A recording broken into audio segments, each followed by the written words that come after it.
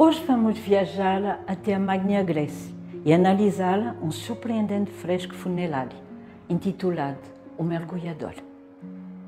Foi encontrada em Paestum, uma colônia itálica fundada em 600 a.C., tendo esta necrópole funerária pertencido à época lucânia da Itália meridional. Nesta zona arqueológica foram encontradas mais de 111 sepulturas, que se estendem desde o século VI até o século IV a.C. Estamos no século V a.C., em Poseidônia, rebatizado Paestum pelos romanos. Naquela época, de profunda confluência culturais e religiosas, permanece ainda viva numerosas tradições funerárias, herdadas do mundo antigo. Os túmulos são construídos em forma de câmara, o último morada do defunto, uma espécie de cápsula do tempo que permite facilitar a passagem da alma para uma outra dimensão.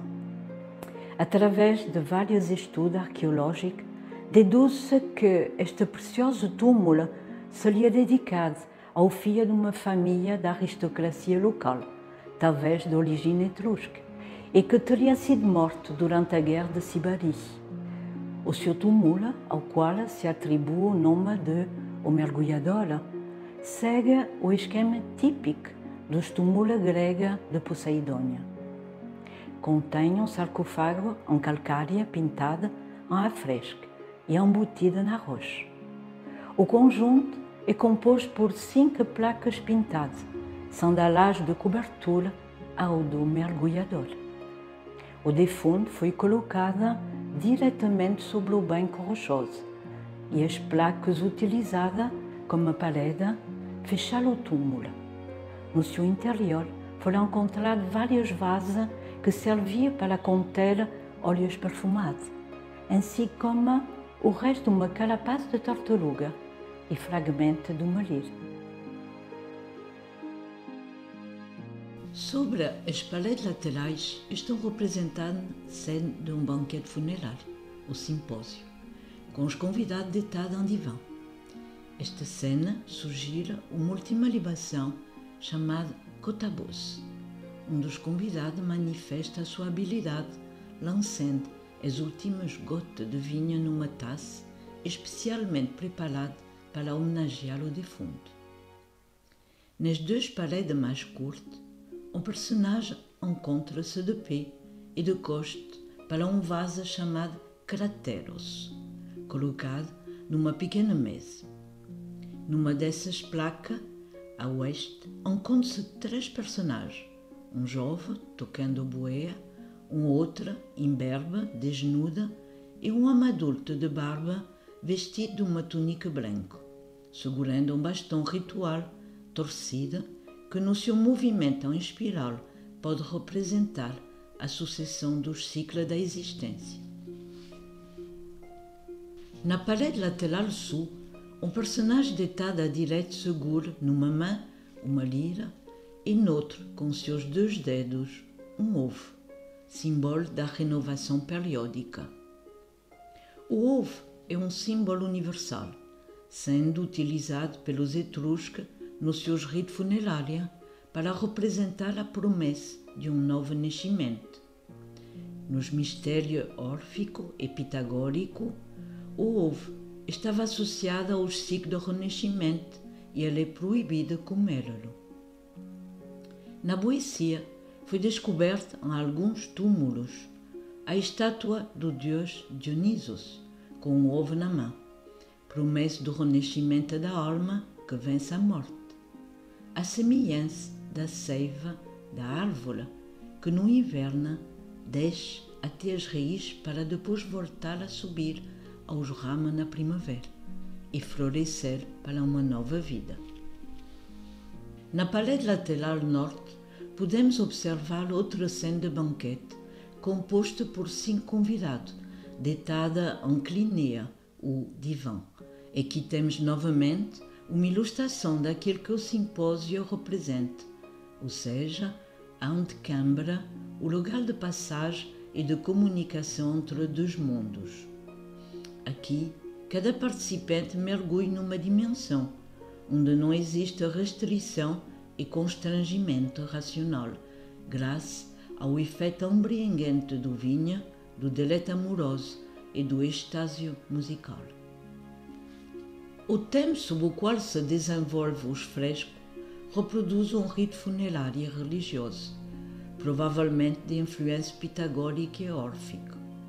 Os objetos realçados nas pinturas são simbólicos, como por exemplo a lira, que é associada ao culto do deus Apolo, senhor da luz, da beleza e da harmonia que cura as almas. E a flauta, que é um instrumento musical associado a Dionisos e representa o sopro vital, a força da vida que impulsiona para um novo nascimento. Dionisos é o deus da metamorfose e da transformação, símbolo da libertação e do fogo interno que sobe até a coroa, produzindo entusiasmo, possuída por Deus.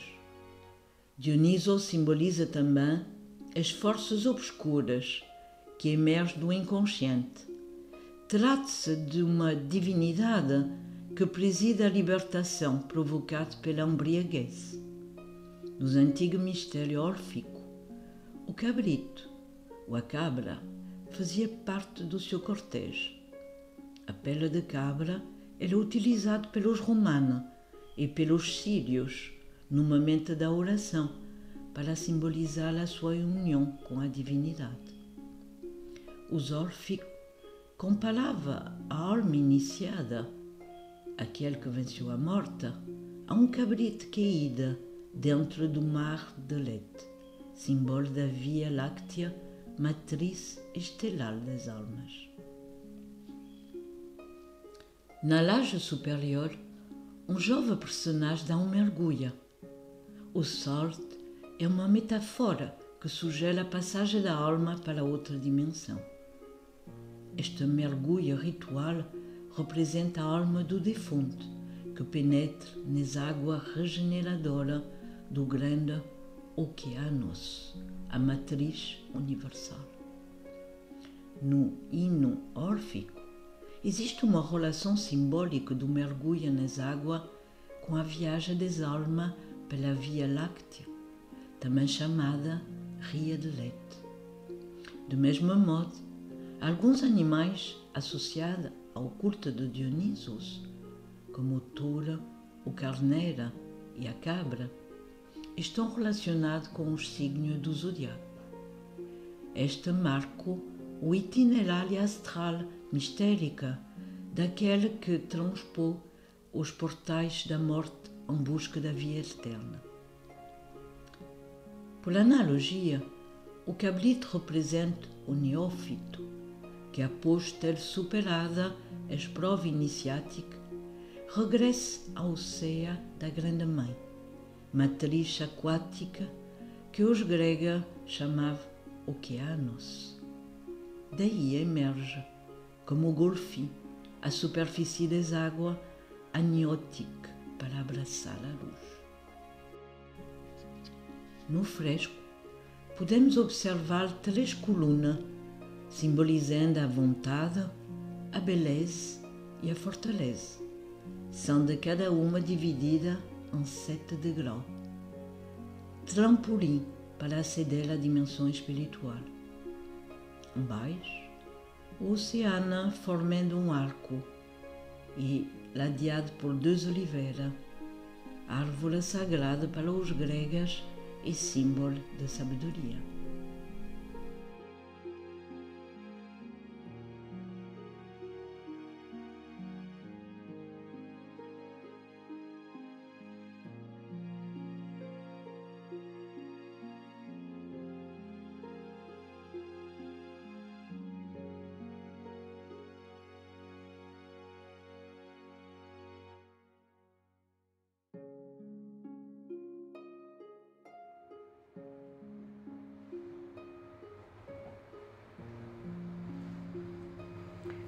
Muito se tem escrito e especulado sobre o significado do túmulo do mergulhador. eu prefiro remeter-me ao mistério desta maravilhosa obra de arte, que nos revela a intimidade de uma cena profundamente simples, mas tão plena de ensinamento e sabedoria. Este fresco requer que a contemplamos com os olhos da alma, mergulhando na nossa memória e lembrando que a vida não acaba aqui. A vida só acaba onde acaba a nossa percepção da realidade, tal como ensinaram os sábios palavras de Platão acerca dos dois mundos. Cá embaixo, viver é recordar. Lá em cima, viver é contemplar.